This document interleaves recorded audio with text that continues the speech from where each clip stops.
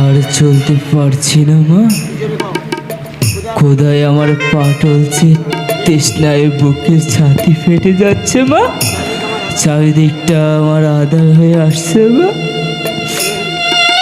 রোহিত, ওরে মানিক আমার, এ তুই কি বলছিস বাবা? আমার ভীষণ ক্ষুধা পেয়েছে মা, আমাকে কিছু খেতে দাও না মা। ওগো আয় বাবা, আমরা আমরা এখানটা একটু বসি। ওগো তুমি এসেছো, এখন কি হবে? আমার রোহিতের যে বড্ড ক্ষুধা পেয়েছি, তুমি ওগো তুমি একটা কিছু করো, যেভাবে হোক যেমন করে হোক তুমি আমার রোহিতের জন্য একটু খাবার জোগাড় করো। যাচ্ছি, আমি এক্ষুনি যাচ্ছি। তুমি আমার রোহিতকে দেখো, আমি যাব আর আসবো, যাব আর আসবো। হরিশ্চন্দ্র, আগে আমার দক্ষিণা, তারপর তুমি এখান থেকে যাবে। একই মহর্ষি বিশ্বামিত্র, প্রণাম তব চরণে। থাক থাক হরিশ্চন্দ্র, আর তোমাকে ভক্তি দেখাতে হবে না, আগে আমার দক্ষিণা দাও। প্রতিজ্ঞা যখন আমি করেছি নিশ্চয়ই দেব। দেবে, কিন্তু আর কতদিন পরে? কাশিবাসী হয়ে তো দিব্যি সুখে দিন কাটাচ্ছ।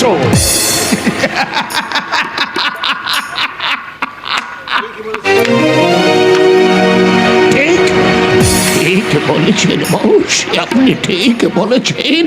এমন সুখ ও শান্তি যেন কখনো কোনো দিন কারো জীবনে না আসে। তুমি তুমি একটা তুমি একটা প্রবঞ্চ, তুমি মিথ্যাবাদী। দক্ষিণা নামের প্রতিশ্রুতি তুমি ভঙ্গ করেছ।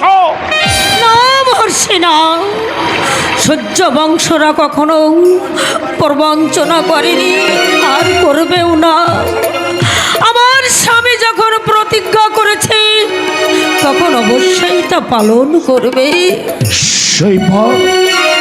স্বামী, জীবনে কখনো কোনো দিনও তুমি প্রতিশ্রুতি ভঙ্গ করনি, তাই আমার প্রাণ থাকতে আমি তোমাকে প্রবঞ্চক হতে দেব না। শোনো হরিশ্চন্দ্র, তুমি তোমার রাজ্য ফিরিয়ে নাও, আর আমার দক্ষিণার কোনো প্রয়োজন হবে না। না না মহর্ষি না, আমার জীবন থাকতে আমি প্রতিশ্রুতি ভঙ্গ করতে পারবো না।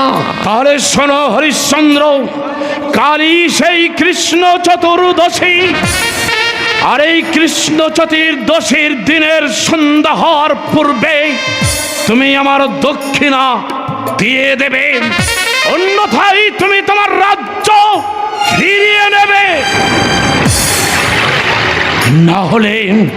না হলে এই রজস্বী বিশ্বামিত্র তোমাকে অভিশাপ দেবে। শোনো হরিশ্চন্দ্র, এটাই আমার শেষ কথা।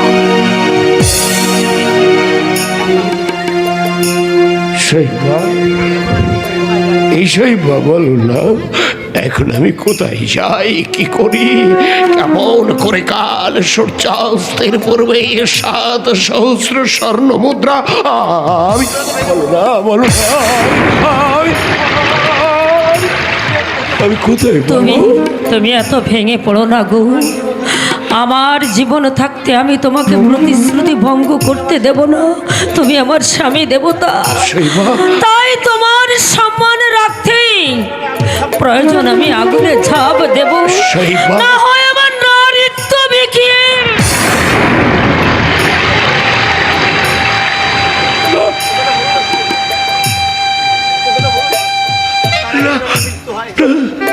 কথা তুমি আমার সম্মুখে দাঁড়িয়ে তুমি বলো না, ওই কথা শুনবার আগে যেন আমার মৃত্যু হয়ে যায়।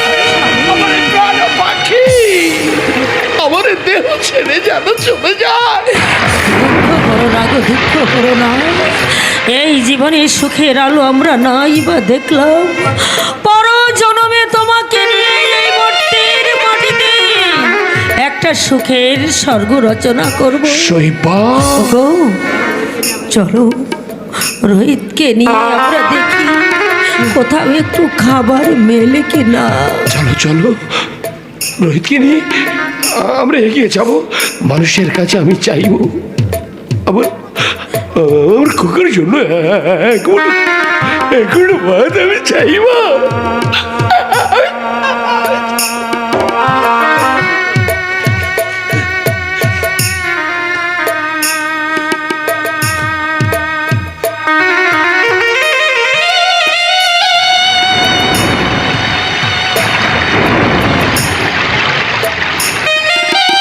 আর কত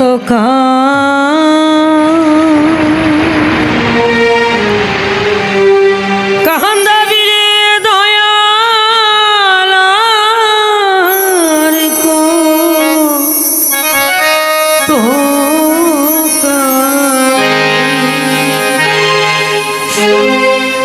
কান্দাবি রে গেল না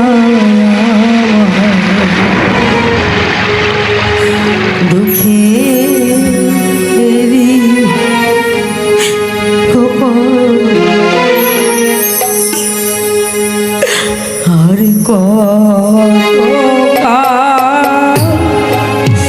কান্দাবি রে দয়াল, আর কত কান্দাবি গেল না আমার দুঃখেরি কপাল।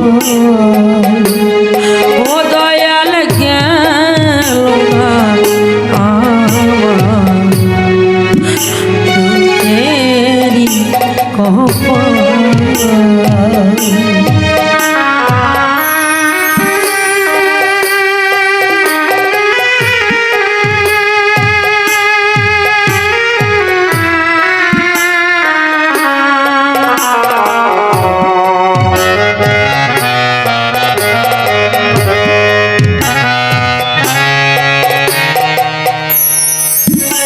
আশাই কোহরে ঘর বাঁধিলাম,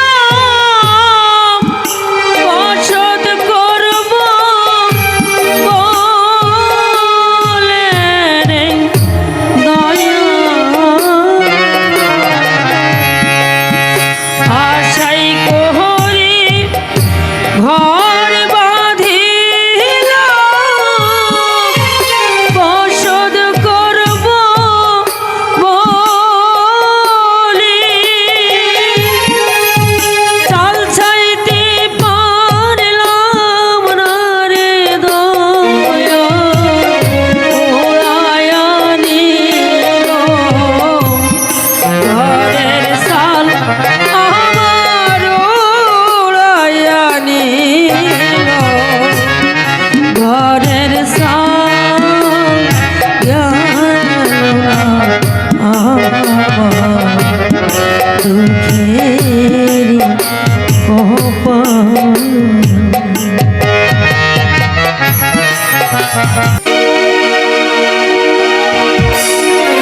अरे हो लोकिया, अरे कहाँ जा रहे?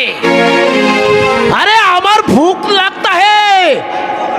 अरे ओ लोकिया, अरे खाना तो खाना। আরে বল না, কেন তো চিল্লাচিল্লি করতেছিস? अरे खाना दे खाना, बहुत भूख लगता है। দিবে দিবে, লেকিন তো রাত হলো কালে। আরে পর পাঁচটা মোড়া পড়িয়ে তারপর আসতে হলো রে, তাই বহুত রাত হয়ে গেল রে। এখন আর কথা না বাড়িয়ে খানা দো। আমি না কতদিন তোকে বলেছি কামটা লেগে একটা লোক লিয়ে একা একা তো আর বড় কষ্ট হয়ে যায় রে। হ্যাঁ তুই ঠিক বলি আছিস। আগামী দিন আমি ওই গঞ্জের হাটে যাইবে, শ্মশানের কাম भी বহুত কষ্টের আছে, একা একা আর পারি না রে। জানিস লোকেরা মরাকে যখন নিজ হাতে চিতায় সাজিয়ে দেয়, লেকিন তখন ভাবি কি এই চিতায় একদিন আমাদের সবাইকে পুড়ে ছাই হয়ে যেতে হবে। কালুয়া, এখানে রাজা, বাদশা, ভিখারি, প্রজা সবাই সমান। সকলের দেহ একদিন এই আগুনে পুড়িয়ে একেবারে ছাপ হয়ে যাবে। কালুয়া, তাহলে তাহলে কেন এত হিংসা, কেন এত মারামারি? এসব কথা ভেবে কি হবে?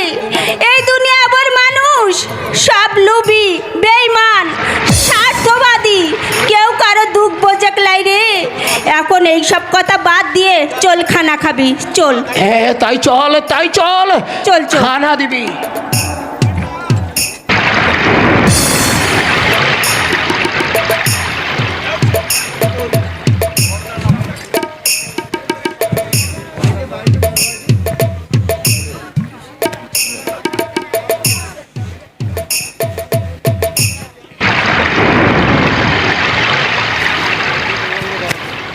কি প্রচণ্ড গরম, খোদায় যে আর পা চলছে না, খিদায় যে আমার বুকের ছাতিটা শুকিয়ে যাচ্ছে। এদিকে এক মুঠো ভাতের জন্য তোর বাবা দাঁড়ে দাঁড়ে ভিক্ষা করছি। এই যে আমার কাছে কত বড় দুঃখের, কত কষ্টের, এ কথা আমার চেয়ে আর কেউ বেশি বুঝবে না। মা, দুদিন আগেও যে দুঃখী প্রজাদের মুখে তুলে দিয়েছে খোদার অন্ন, শীতের সময় দান করেছে শীতের বস্ত্র, আজ আজ সে পরের কাছে হাত পেতে ভিক্ষা চাইছে। আমি যে আর সহ্য করতে পারছি না বাবা। কেঁদো না মা, কেঁদো না। তোমার চোখের জল যে আমি সইতে পারি না মা। বাবা কখন আসবে মা? আমি যে ক্ষুধার জ্বালা আর সইতে পারছি না মা। শুনেছি এই কাশিতে কেউ না খেয়ে থাকে না মা, তবে আমাদের কেন না খেয়ে মরতে হচ্ছে মা? ওরে রোহিত, ও কথা বলিস না বাবা। মা অন্নপূর্ণা নিশ্চয়ই দেখবি। আয় আমরা এই গাছটার নিচেই বসি, ততক্ষণে তোর বাবা খাবার নিয়ে চলে আসবি।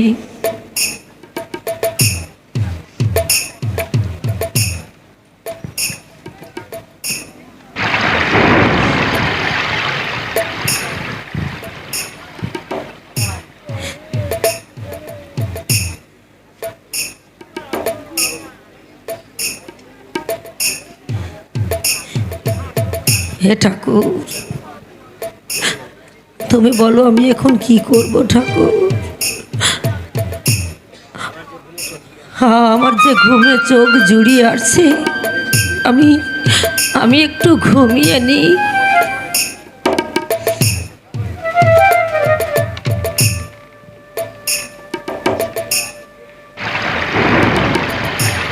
শৈবা, শৈবা, ক্ষুধার্ত ক্লান্ত দেহে ঘুমিয়ে পড়েছ? না না, আমার রাজ্যে তোরা না খেয়ে থাকলে আমার যে কষ্ট হবে, আমার যে কলঙ্ক হবে। ও ওঠ মা, ওঠ।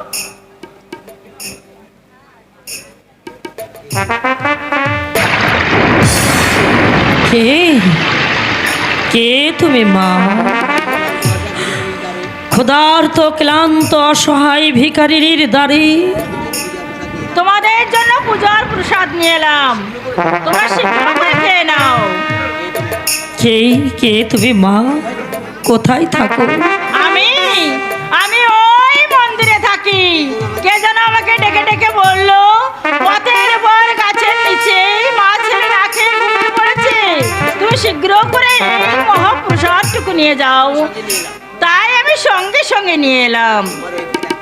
রোহিতকে ডাক মা, খোদায় ওর দেহ অবাস হয়ে গেছে। হ্যাঁ, আমি এক্ষুনি ডাকছি মা। রোহিত, দেখ বাবা, মা আমাদের জন্য পূজার প্রসাদ নিয়ে এসেছে। ওঠ ওঠ ওঠ। কই কোথায় প্রসাদ মা? কতদিন আমি মন্দিরের প্রসাদে খাই না মা। এই তো আমার কাছে।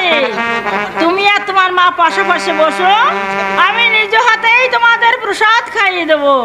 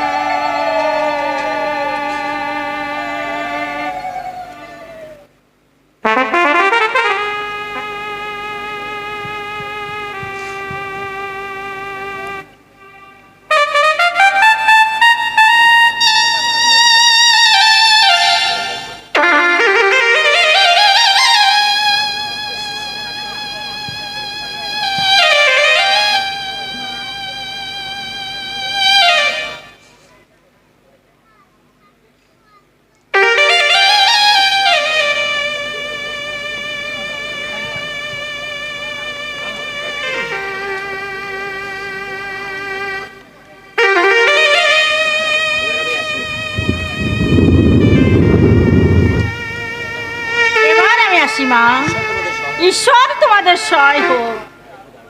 একটু দাঁড়াও মা। কেন, কিছু বলবে? তোমার এই মহাপ্রসাদে আমাদের জীবন ধন্য হয়েছে মা, তাই তোমাকে একটা প্রণাম করি মা। আয় বাবা।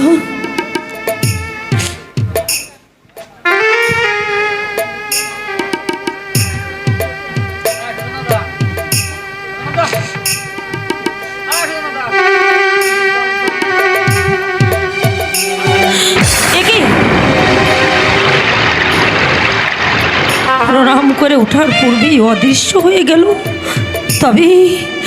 তবে কি এসেছিল মা? এই তো, এই দেখ পদচিহ্ন দেখা যাচ্ছে।